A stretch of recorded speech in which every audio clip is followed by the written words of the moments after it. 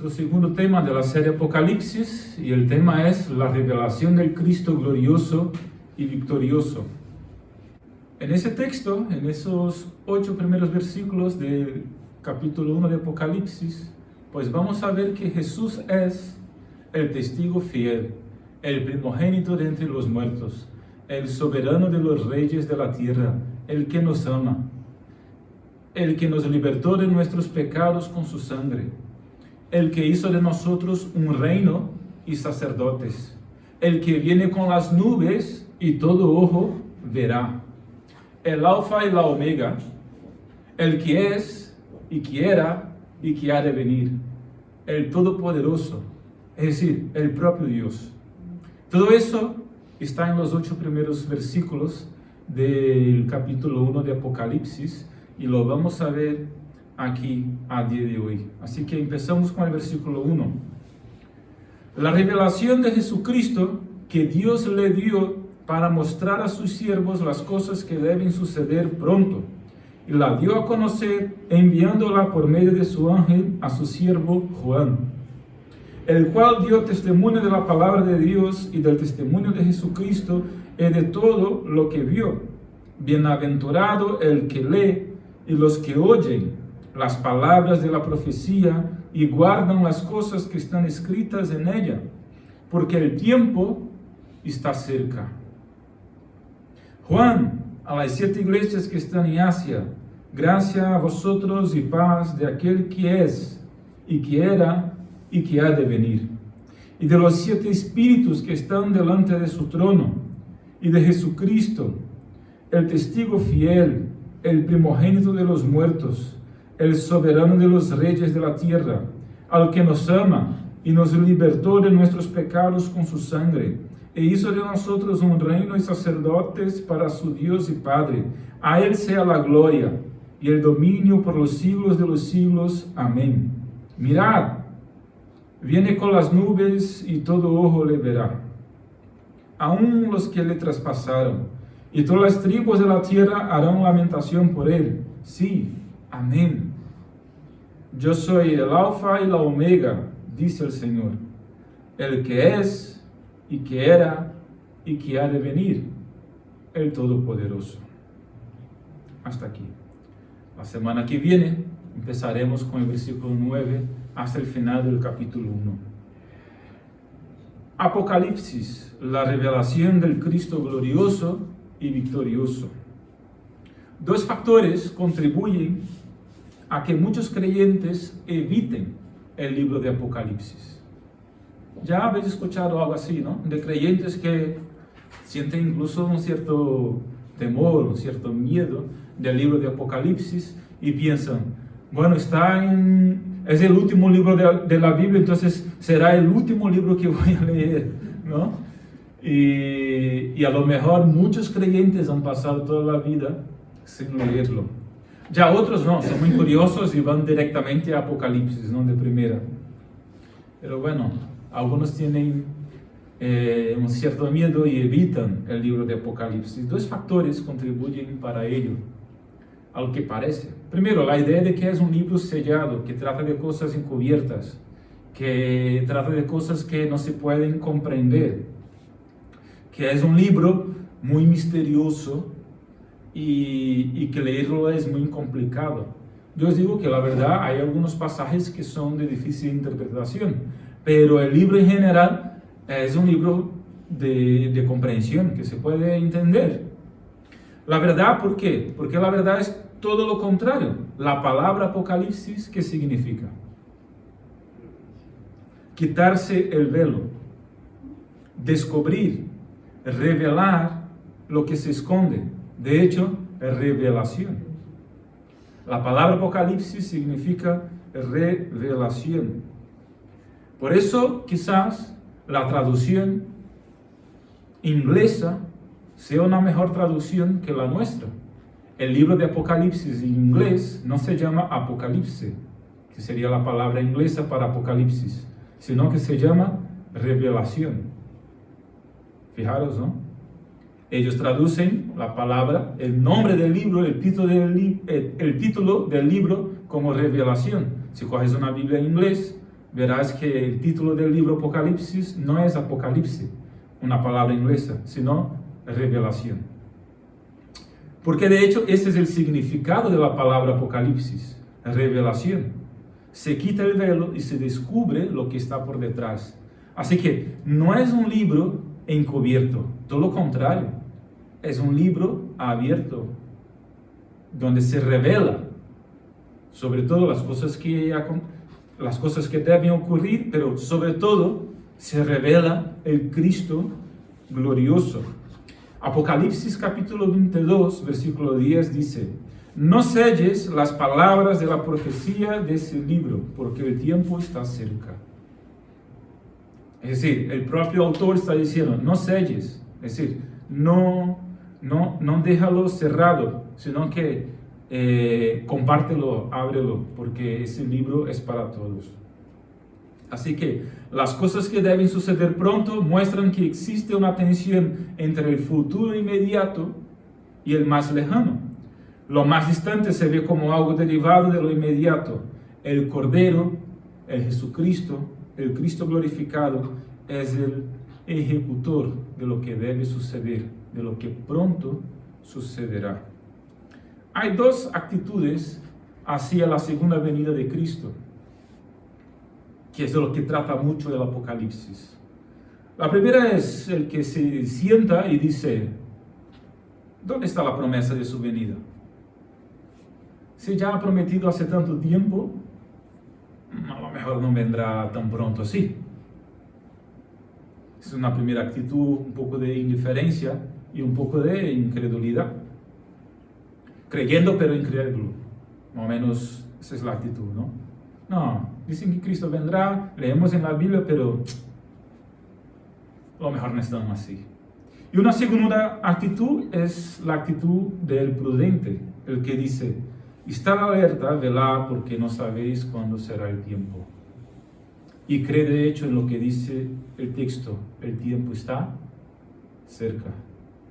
Lo que pasa es que el tiempo para Dios es diferente de nuestro tiempo. Sabéis que hay dos palabras para tiempo en griego, el cronos y el kairos. Dios se mueve en el kairos, el tiempo de Dios, que es distinto del cronos, el tiempo de 24 horas, el tiempo humano. Esa es la diferencia que hace el Nuevo Testamento acerca del tiempo, ¿verdad? Bueno, un segundo factor, un segundo factor que lleva a que muchos creyentes pues dicen, eviten el libro de Apocalipsis, ¿no? La idea de que es un libro sobre catástrofe, tragedia, caos. De hecho, si miras una película de Hollywood o cualquier película o serie apocalíptica, ¿qué vemos en la película? Pues tragedia, caos, zumbis, ¿no? Por toda parte, y por ahí va. Porque la idea apocalíptica y el imaginario de la gente de hoy día, ¿qué es? Catástrofe, tragedia y caos. Y claro, cuando leemos el título del libro de la Biblia, Apocalipsis, a la mente de uno que viene, pues, cosas malas, la tragedia, el caos, a lo mejor hay incluso zumbis, dragones, etc. Entonces, eso es muchas veces lo que está en la cabeza de la gente y que hace que se evite el libro de Apocalipsis. Pero el libro bíblico de Apocalipsis no es un mensaje de caos, de tragedia, de catástrofe. Todo lo contrario. Es un libro que nos revela, nos enseña la victoria gloriosa de Cristo y su iglesia. Es una tragedia para los no creyentes, para quienes no creen en Cristo. Para Cristo y su iglesia es un libro maravilloso. Es un libro de bendición, es un libro de victoria. ¿Verdad? Vale, siguiendo. El título del libro de Apocalipsis. El Apocalipsis es un libro de revelación. Ya he mencionado lo que significa la palabra Apocalipsis, ¿no? Descubrimiento, revelación. Y es que el Apocalipsis revela el plan victorioso y triunfante de Cristo y su iglesia. su victoria absoluta contra sus enemigos, la ramera, la bestia, el falso profeta, el anticristo, el dragón, los incrédulos, la muerte, etc. Todo lo que sea mal se hundirá, será derrotado. El Apocalipsis nos muestra que el último capítulo de la historia no será una tragedia, sino una contundente victoria de Cristo y su iglesia. La victoria de los seguidores de Cristo. Los planes y propósitos finales de Dios para su iglesia son revelados y son planes gloriosos de victoria y gozo.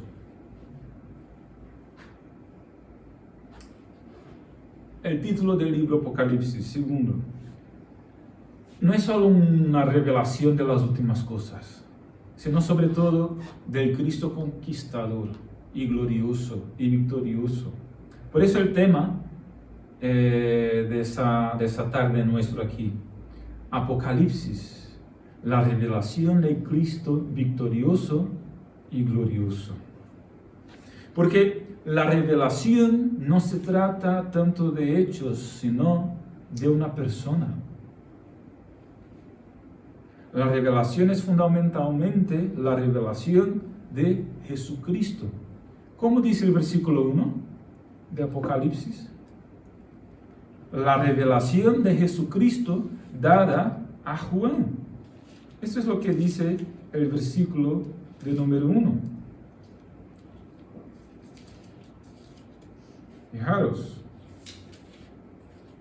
la revelación de Jesucristo que Dios le dio para manifestar a sus siervos las cosas que deben suceder pronto. Y la declaró enviándola por medio del ángel a Juan. Es la revelación de Jesucristo. Es de una persona, no son simplemente hechos, eventos futuros. El Apocalipsis se trata de la revelación de Jesucristo. Cristo vino al mundo para revelar al Padre. Lo leemos en el Evangelio de Juan, capítulo 17, versículo 6. En Apocalipsis, el Padre es quien revela a Jesús. Si nos fijamos en lo que hemos leído en el versículo 1. ¿Y cómo Dios lo revela en el Apocalipsis? ¿Cómo Dios revela al Hijo en Apocalipsis? ¿Como el serviente que lava los pies de los discípulos? Como leemos en el Evangelio de Juan? No. ¿Como una oveja que va al matadero? Tampoco. ¿Cómo se revela Jesús en el Apocalipsis? ¿Como aquel de quien los hombres esconden el rostro? Tampoco. ¿Como aquel que está clavado en la cruz? Tampoco. ¿Como aquel que tiene el rostro cubierto de sangre? Tampoco. ¿Como el que tiene las manos atadas y clavadas en la cruz? No. ¿Cómo es la revelación de Cristo en Apocalipsis? Es la revelación de un Cristo glorioso y victorioso. Ya no está clavado en la cruz, está en posición de gloria a la diestra de Dios y viene a rescatar su iglesia y a juzgar vivos y muertos. Viene en posición de juez. Su cabello no está lleno de sangre, sino blanco como la nieve. Sus ojos no están hinchados, pero son como una llama de fuego. Sus pies no están clavados en la cruz, sino como bronce bruñido. Su voz no es ronca por nacer vertiginosa, pero es una voz como la voz de muchas aguas, como de un estruendo. ¿Ya estuviste en una catarata? Yo sí, Vera y yo. Las cataratas del Iguazú, que dividen Brasil y Argentina. Si no me equivoco, son la cuarta o la quinta catarata más grande del mundo. Aquello es una cosa tremenda. Escuchar las caídas de agua de las cataratas, el sonido. No puedes hablar uno con el otro, con la persona que está a su lado. Tienes que gritar para que la persona te escuche. Porque el sonido de las muchas aguas es una cosa, es como un estruendo. Es una cosa impresionante. Y el texto dice, Apocalipsis capítulo 1, versículos 8 en adelante, a partir del versículo 9, se nos describe a Jesús de esa forma. Su voz no es una voz embargada, sino que es una voz como la voz de muchas aguas. Sus manos no están llenas de clavos, sino que tienen la iglesia y la historia en sus manos. Su rostro no está desfigurado por los azotes, sino que brilla fuerte como el reluciente sol del mediodía. Se nos describe un Cristo glorioso. El propósito, por lo tanto, del libro de Apocalipsis no es darnos un gráfico del tiempo del fin, simplemente, sino revelarnos al esposo glorioso de la iglesia, el conquistador supremo, el Dios glorificado. La iglesia necesita mirar hacia la supremacía de su Señor. Y el libro de Apocalipsis se nos desvela esa gloria de Cristo. Durante su primera venida, la gloria de Cristo fue como que cubierta, por así decirlo, por su humillación. Aunque estaba allí la gloria del Padre, pero los hombres no la reconocieron, muchos de ellos, porque Cristo vino en humillación. Pero eso no será así en su segunda venida. Todo ojo le verá y toda rodilla se doblegará, ¿no?, delante de Él, porque su gloria estará visible. Y será una gloria tal que los hombres no podrán mirarlo, sino que hay que arrodillarse delante de Él. Siguiente. El escritor del libro de Apocalipsis, Juan, ¿no? Juan, el apóstol. Lo tenemos en el versículo 1, se reafirma en el versículo 2 y se reafirma en el versículo 4 de que el apóstol Juan es sin duda el escritor de Apocalipsis, el instrumento utilizado por Dios para dar el mensaje del Apocalipsis. Y es que Dios tenía planes distintos a utilizar sus siervos. ¿Qué quiero decir con eso? Que el Espíritu Santo usó a Juan para escribir el cuarto evangelio y 3 cartas y el Apocalipsis. Y el evangelio tenía un propósito, las cartas tenían otro y el Apocalipsis otro. El propósito del evangelio lo leemos en el evangelio de Juan capítulo 20 versículo 31. Impulsar a las personas a creer en Cristo. Las cartas, animar a los creyentes a tener la seguridad de la vida eterna. Apocalipsis capítulo 22 versículo 20, podemos saber el propósito por el cual fue escrito. Animar y alertar a los creyentes sobre la segunda venida de Cristo en gloria y poder. Dios transforma o puede transformar tragedias en triunfos, porque como hemos mencionado la semana pasada, el Imperio Romano estaba promoviendo una gran persecución a la iglesia en aquel entonces bajo la autoridad del emperador Domiciano. Era una persecución muy atroz, no localizada, sino que en todo el Imperio Romano. Y en ese momento, el apóstol Juan es desterrado a la isla de Patmos. Ya era un señor de edad, ya tenía sus 80 por ahí. Era un hombre muy mayor. Por la gracia de Dios, no lo decapitaron, no lo martirizaron, pero lo desterraron, pensando, es un hombre muy mayor, ¿qué será de ese? Lo desterramos a una isla y allí morirá. Pero el Señor utilizó Juan en aquella isla para revelarle el Apocalipsis, para abrirle el cielo y revelarle las cosas que pronto sucederían. En un momento que la iglesia estaba siendo masacrada, pisoteada, perseguida y torturada, Juan recibe la revelación de que el esposo de la iglesia es el Señor absoluto del cielo y de la tierra, tiene el control total de la iglesia y de la historia en sus poderosas manos.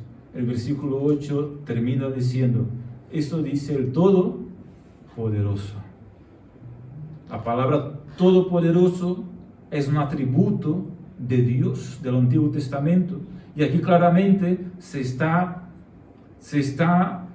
dando este atributo a Jesús, dando una percepción clara, una imagen clara, una seguridad clara de que Jesús es el propio Dios, el Todopoderoso, y tiene el control en sus manos.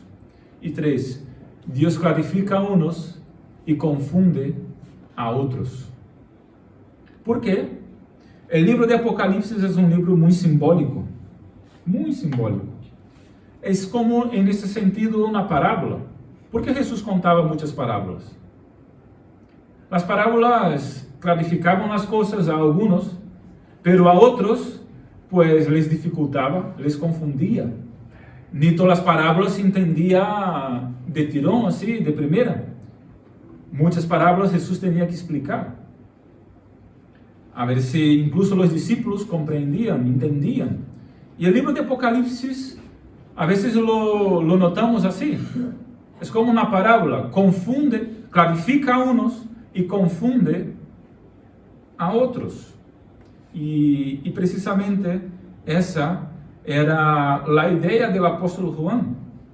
Para la iglesia era un mensaje claro. Era un tiempo de persecución.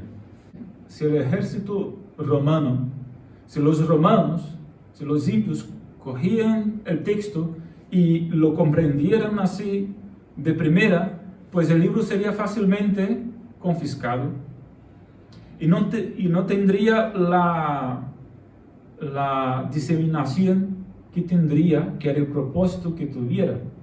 Entonces, por eso hay muchos símbolos, hay muchas imágenes.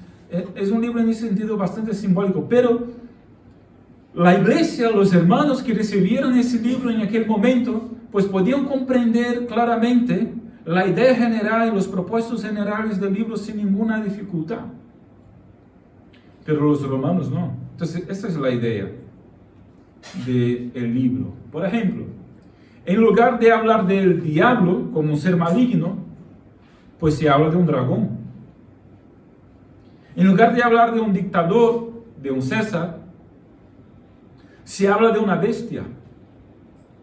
Porque claro, si dice César, se confisca. Pero si dice una bestia, pues una bestia, ¿qué es una bestia? Es un libro de fantasía, a lo mejor pensado, ¿no? En lugar de hablar de un sistema seductor, hablo de una ramera, la Babilonia, la grande, y así por delante. Los lectores del libro de Apocalipsis, ahora sí, David. ¿Cuáles eran los lectores del libro de Apocalipsis? Primero, las 7 iglesias de Asia Menor, que la vemos en el capítulo 2 y 3. Pero también todos los creyentes de todos los tiempos, como ya hemos mencionado también la semana pasada, ¿no?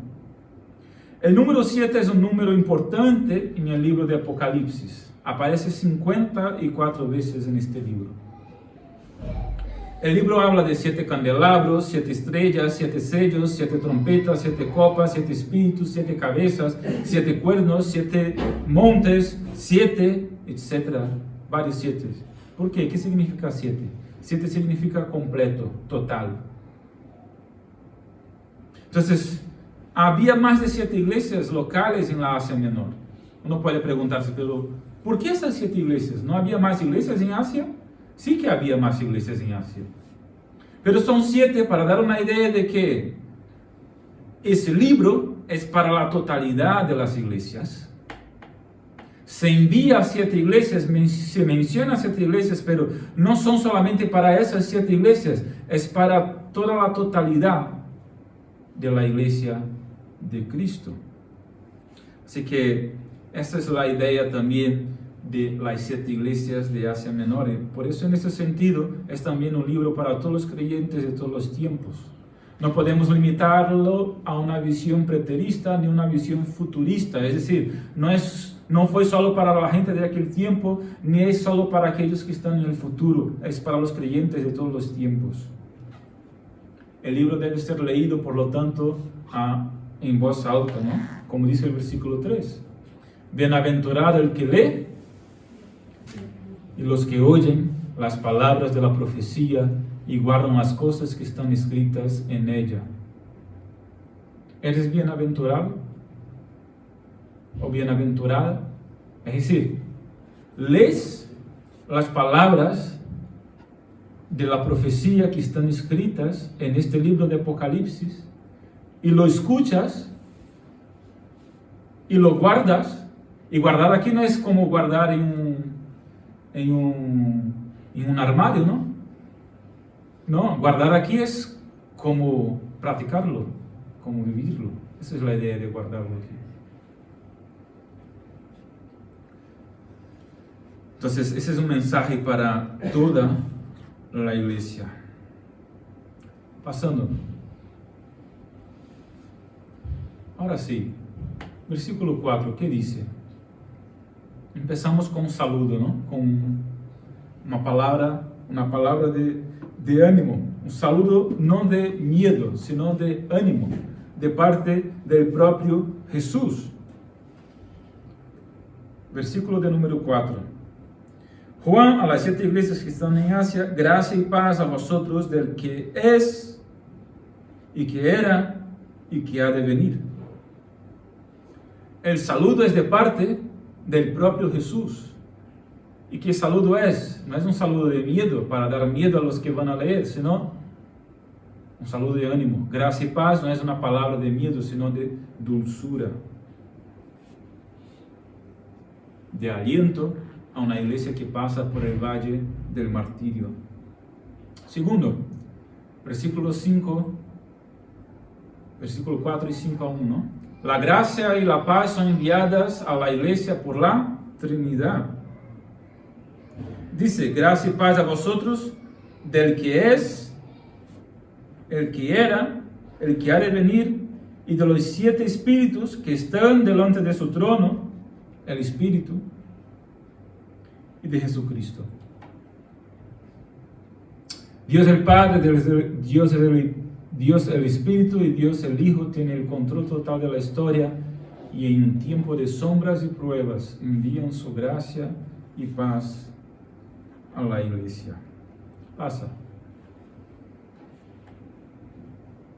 ¿Cómo debería ver la iglesia a su novio? Versículo 5. ¿Cómo debería ver la iglesia a su novio? Es decir, a Jesús. Versículo 5 se nos dice: de Jesucristo, el testigo fiel,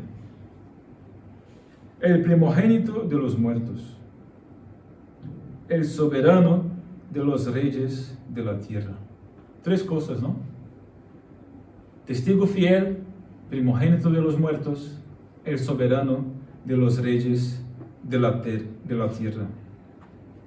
¿Qué quiere decir eso? Testigo fiel. ¿Cómo fue Jesús durante todo su ministerio terreno? Fue fiel. Fue tentado hasta lo último.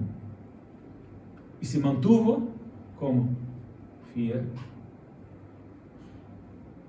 Se mantuvo fiel. Fiel durante todo su ministerio. Nunca dejó de testificar acerca del Padre, incluso en medio al sufrimiento y la muerte. Él vino para hacer la voluntad de su Padre y lo testificó hasta el final, padeciendo todo lo que tenía que padecer, como un profeta, para hacer la voluntad del Padre. ¿Qué dice al respecto de Jesús ser el primogénito de los muertos? Es decir, el primero que resucitó. El primero que resucitó. Por eso tenemos nuestra resurrección garantizada, porque Jesús, los que en Él creen, porque Jesús fue el primero que resucitó y resucitará a todos los que en Él creen.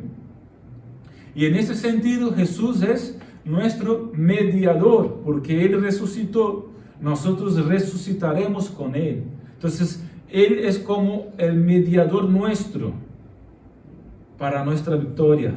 Por eso Jesús es sacerdote, el sumo sacerdote, aquel que hace intermediación, aquel que se pone en nuestro lugar, los que de hecho creen en Él. ¿Cómo debería ver la iglesia a su novio? Como el soberano de los reyes de la tierra, es decir, el rey de reyes, el rey supremo. No como el rey que tenemos aquí en España, que simplemente firma. Pero mandar mismo, ¿qué manda? Si es una democracia, pues el pueblo elige, no es una teocracia. Pero aquí estamos hablando de que Jesús es el rey de hecho que tiene todo en sus manos, el poder y la autoridad. Profeta, sacerdote y rey. Sigue. ¿Cómo debe estar la iglesia ante su novio? Versículos 5 al 6. ¿Qué nos dice?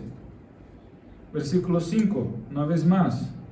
Al que nos amó y nos lavó de nuestros pecados con su sangre, y nos hizo reyes y sacerdotes para Dios su Padre, a Él sea la gloria e imperio por los siglos de los siglos. Amén. ¿Cómo debe estar la iglesia ante su novio? Cuando Juan ve la gloria de Cristo, ¿qué hace? Estalla en suprema alabanza ante la suprema gloria de Cristo. Está encantado por el Cristo que se revela.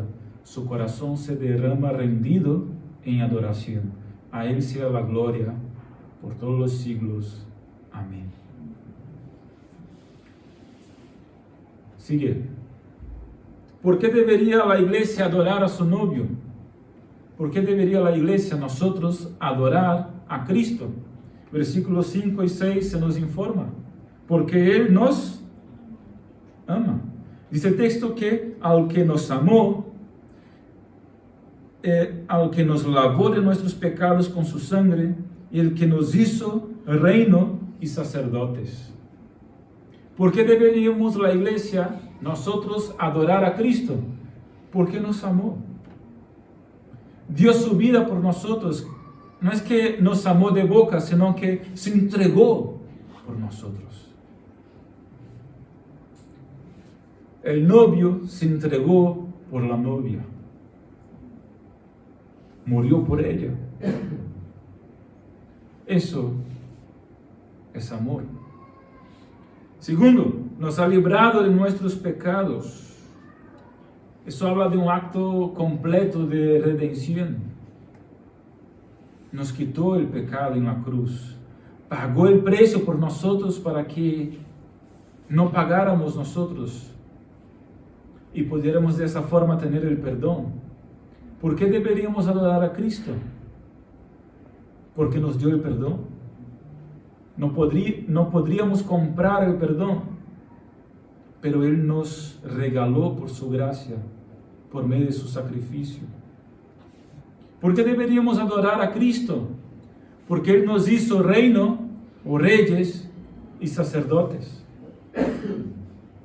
No solamente nos amó, nos compró, nos perdonó, nos salvó, sino que nos hizo reyes juntamente con Él. Eres un rey, una reina, en el reino de Dios. Eso significa reinar con Cristo. En Apocalipsis capítulo 20, leemos sobre el milenio, en que la iglesia reinará con Cristo por 1000 años. Y yo compartí la semana pasada que creo que el milenio es ahora, que está aconteciendo ahora mismo, que la iglesia está reinando con Cristo ahora mismo, que el milenio, por lo tanto, no es un milenio literal, donde ocurrirá 1000 años, donde Cristo venga y la iglesia reinará con Cristo. No, yo creo que el milenio es ahora mismo y que ahora mismo Cristo está reinando con la iglesia debido a eso mismo, porque Cristo nos hizo reyes y sacerdotes. No es que nos hará, es que ya nos hizo reyes y sacerdotes. Es decir, somos un reino espiritual de reyes y sacerdotes de parte de Dios. Entonces, por eso mismo, la iglesia está reinando no mañana, La iglesia está reinando ahora. ¿Cuál es el tiempo de la iglesia? El tiempo de la iglesia es ahora. ¿Cuándo la iglesia reinará? La iglesia no reinará, la iglesia ya está reinando. Porque Cristo está reinando y Cristo está reinando junto con su iglesia, que somos nosotros, reyes y sacerdotes. Fijaros el tiempo verbal, nos hizo, no nos hará, nos hizo ya. Cuando uno se entrega, se convierte, se vuelve rey y empieza a reinar con Cristo en su reinado milenar, que es ahora. Pasa. Hermanos, yo estoy dando aquí una cara más de estudio bíblico, ya os habéis dado cuenta, ¿no? A nuestro tiempo aquí por la tarde. Y por eso vamos incluso un poquito más de tiempo.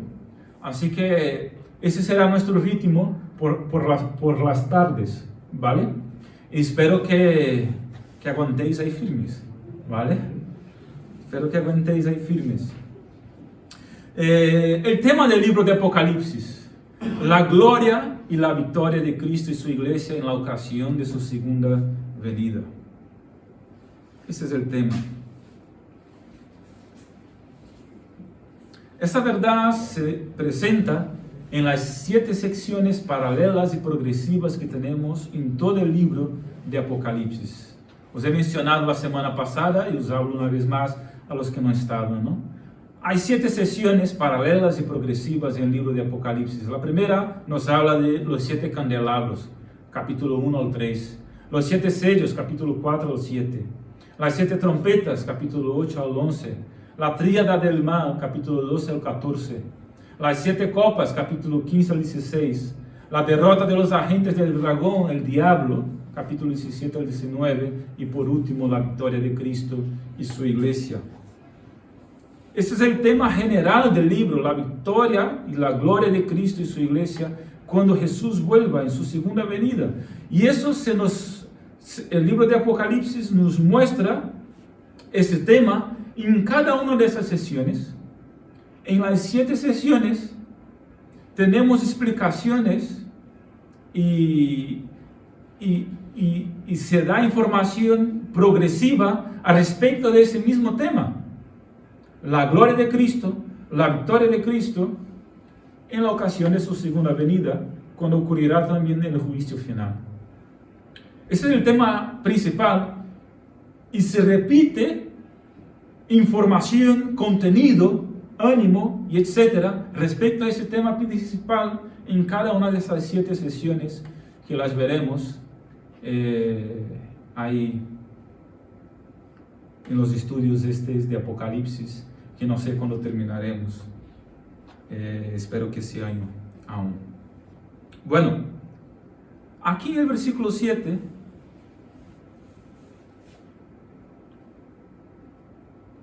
nos da una idea, nos enseña algunas características de la segunda venida de Cristo. Y ya estamos terminando porque vamos por el versículo 7, solo queda el versículo 8, ¿verdad? Dice el versículo 7: He aquí que viene con las nubes, y todo ojo le verá, incluso los que le traspasaron, y todos los linajes de la tierra harán lamentación por él. Sí, amén. Algunas características aquí de la segunda venida de Cristo. Primero, será personal. Es decir, el propio Cristo viene, que no es una imagen, que no es una alusión, que no es un espíritu, que es el propio Cristo. Porque yo ya he escuchado, ¿no? No, es que cuando dice que todo ojo le verá, a lo mejor le estarán filmando y pasará por la tele la venida de Cristo. Que no. Es como en la caída de las Torres Gemelas, ¿no? Todos se quedaron ahí plantados delante de la tele, pues viendo las torres siendo derrumbadas. Que no será una cosa de filmar, de la tele, del ordenador. No, que Cristo vendrá personalmente. y todo ojo lo verá, incluso el indígena que está en mitad de la Amazonía y no sabe ni siquiera lo que significa una tele o un ordenador, y están allí aislados por el gobierno. El gobierno brasileño aisló una tribu completamente y totalmente, no tiene contacto ninguno con ninguna especie de nada, están totalmente aislados. Eso ocurre en otras partes del mundo. Jesús vendrá visiblemente y personalmente a esa gente también. ¿Cómo pasará eso, pastor? Bueno, ahí ya no lo sé yo. ¿Vale? Ahí ya no lo sé yo. Esas ya son preguntas que no puedo contestar. Lo que puedo contestarte es que será Él. Y cada persona lo verá. ¿Cómo puede ser eso posible? Bueno, a Dios, ¿qué es imposible? ¿Verdad? ¿Qué es imposible a Dios? A los hombres las cosas son imposibles, pero a Dios nada es imposible. Entonces estamos hablando aquí de un evento, del evento final de la humanidad, del evento más glorioso de la humanidad y de la historia de la humanidad. Es una cosa totalmente sobrenatural. ¿Vale? Será pública. Que no vendrá a ti en tu habitación y solamente a ti. No, que será algo público. Que toda la gente le verá. Dice el texto que todo ojo le verá. Porque será público, no será escondido. Será visible, todo ojo le verá. Entonces, estos ojos verán a Jesús. Los ojos de la gente verán. Pastor, ¿y los ciegos? Pues también verán. También sabrán. ¿Cómo, pastor? No me haga preguntas difíciles. ¿Vale? Yo puedo contestar lo que está escrito. Todo ojo le verá. Todo ojo sabrá. La idea es que toda persona se dará cuenta. No habrá excusa, no habrá una persona en la faz de la tierra que pueda escapar ese evento. Esa es la idea. Eso es lo que el texto quiere decirnos. No habrá una persona en la faz de la tierra que escapará a ese evento. No es como un gran evento como la caída de las Torres Gemelas, que 90% de la humanidad o 80% estaba mirando por la tele, pero estaba uno allí que ni siquiera sabía lo que estaba pasando. Y tú le preguntabas después. No es ese el caso. Nadie escapará a la venida de Cristo. Después, poderosa, ¿no? Obviamente, es el evento más poderoso, más glorioso, más esperado, más sobrenatural, por el cual la iglesia pasará hasta llegarnos al cielo, ¿no? Y por último, viene para juicio. ¿Qué dice al final? Todo ojo le verá, incluso los que le traspasaron, y todos los linajes de la tierra harán lamentación por él. ¿Por qué harán lamentación? Porque ni todos se salvarán. Todo ojo le verá, toda rodilla se doblegará delante de él. Pero desgraciadamente, para muchos, en ese momento ya será demasiado tarde y solo les quedará, ¿qué? Lamentación, frustración, desgracia. Porque es día también de juicio. Para los que están con Él, gozo, victoria, felicidad. Para los que no están con Él, lamentación, dolor y llanto. Termino. Las características de Jesús descritas en el versículo 8 nos dan la seguridad suficiente de que Jesús es poderoso para llevar a cabo su plan en la historia de la humanidad. Y todo lo que está siendo revelado en el libro llegará a su consumación. ¿Qué dice el versículo 8? El cual terminamos, el cual encierra nuestro estudio de hoy. Dice: yo soy el alfa y la omega, el que es y que era y que ha de venir, el Todopoderoso. Esas palabras nos dan seguridad suficiente para decir: Él llevará a cabo su plan. Lo que está aquí siendo revelado no es algo que puede ocurrir. Quien está hablando es el Todopoderoso. Es el que era, el que es y el que ha de venir. El principio y el fin es lo que significa el alfa y la omega. La primera y última palabra del alfabeto griego, que no tiene nada que ver con el COVID, porque están dando ahí nombres de alfabeto griego al COVID, ¿no? El Omicron, el Delta, el no sé qué. Aquí lo que significa es que Jesús es el principio y el final, el alfa y la omega.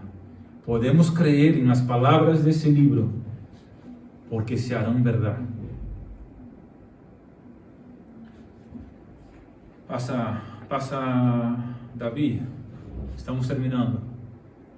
Entonces, estos 8 versículos nos enseñan hoy, nos dejan claro que Jesús es, cuánta cosa, ¿no?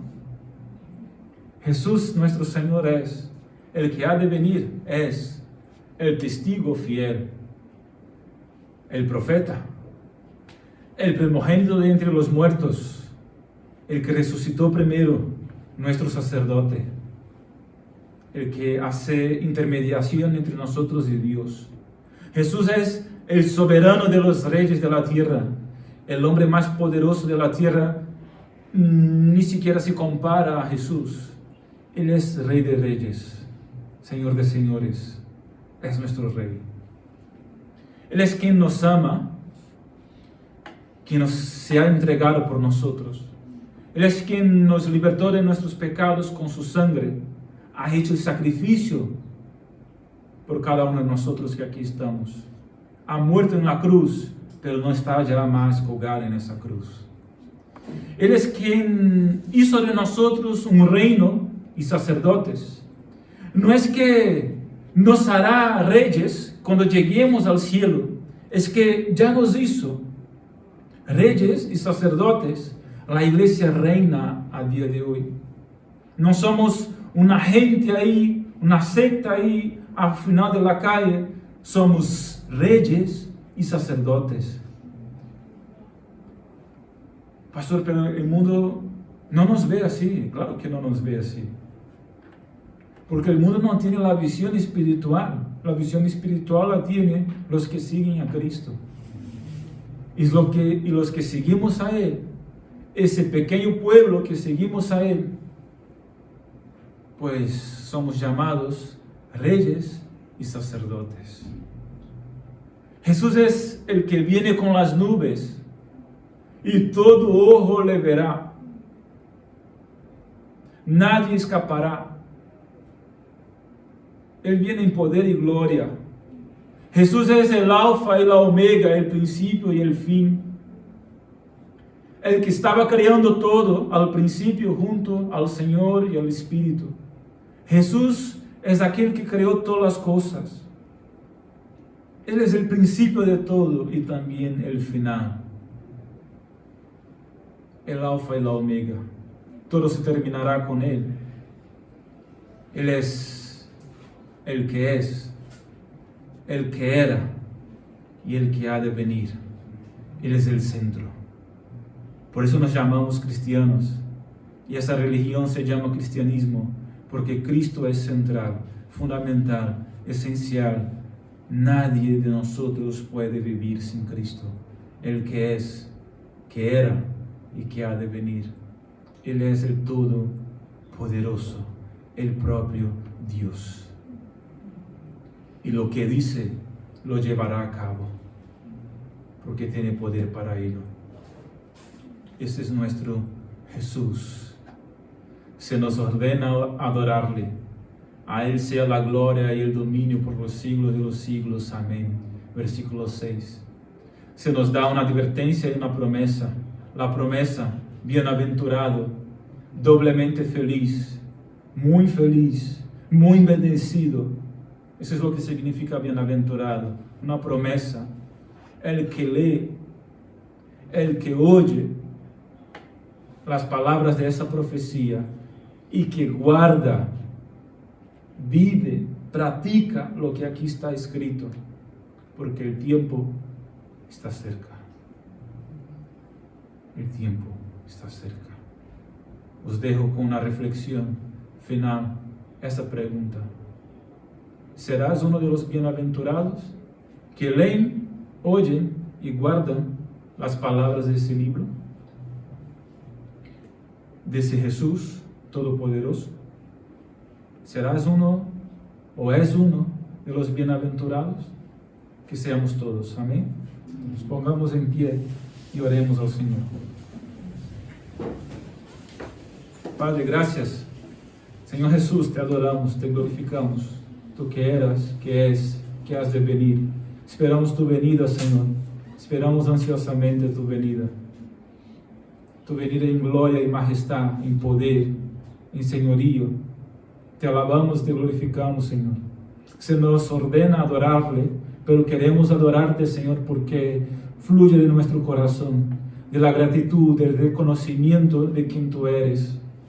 Señor, leer tu palabra, profundizarnos en tu palabra, tiene que llevarnos, Señor, a reconocer lo cuán pequeños somos nosotros y cuán grande eres tú, cuán todopoderoso eres tú, y que se nos quede más remedio que arrodillarnos, doblegarnos delante de ti y rendirnos a ti en adoración, en alabanza, en gloria a tu santo nombre. Oh Dios, oh Jesús, tú que nos has amado y te has entregado por nosotros, nos has dado perdón y salvación, nuestro Rey, nuestro sacerdote, nuestro profeta, a quien esperamos, recibe nuestra adoración y nuestra alabanza en esta tarde. Y Señor, ayúdanos en el sentido de que queremos ser esas personas, esos creyentes, y como dice tu palabra, son bienaventurados. Son bienaventurados porque leen, escuchan y practican las palabras de esa profecía. Ayúdanos, Señor, en ese estudio de Apocalipsis, no solamente leer y escuchar, sino practicar, que esas verdades cambien nuestra forma de pensar y vivir para la gloria de tu nombre.